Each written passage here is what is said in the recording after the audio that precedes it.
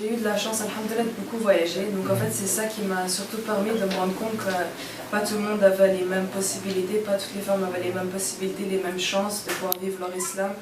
Et qu'en fait, tout dépend dans quel pays j'allais, je me suis rendu compte qu'il y avait souvent une mauvaise compréhension de l'islam vis-à-vis des femmes. Et souvent, en fait, on inclut trop la culture et pas forcément les principes religieux ou le message même de l'islam.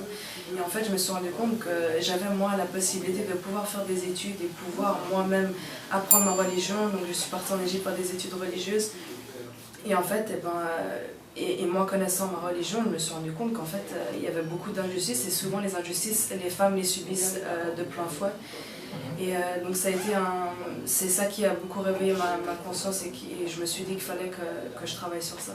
Et voilà pourquoi aussi j'ai décidé de travailler sur les femmes maliennes, parce qu'en voyageant en Afrique, c'est là où je me suis rendu compte aussi qu'il y avait en fait une compréhension souvent, le culturel était plus important que le religieux et en fait ce sont les femmes qui subissent.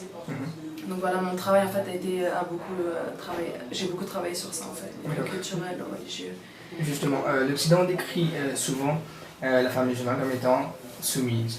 Quelle est votre opinion là-dessus? Voilà, alors voilà, moi je viens avec mon foulard, avec ma religion et j'essaie de montrer l'inverse. Et montrer en fait que non, je peux être musulmane, pratiquante, voilée, que je ne suis pas soumise, que je connais ma religion, qu'en aucun cas je sens que je suis soumise à qui que ce soit, à part à Dieu bien sûr. Et je pense que voilà aussi un message en fait. C'est pas toujours facile de parler en public, c'est pas toujours facile de prendre, de parler ou de donner son opinion, mais je pense que c'est un devoir, dès qu'on a un minimum de connaissances, de pouvoir montrer en fait le contraire. Et si on laisse les hommes parler à notre place, c'est vrai que en fait leurs arguments en fait devient vrai. Donc voilà pourquoi il faut qu'à un certain moment les femmes parlent.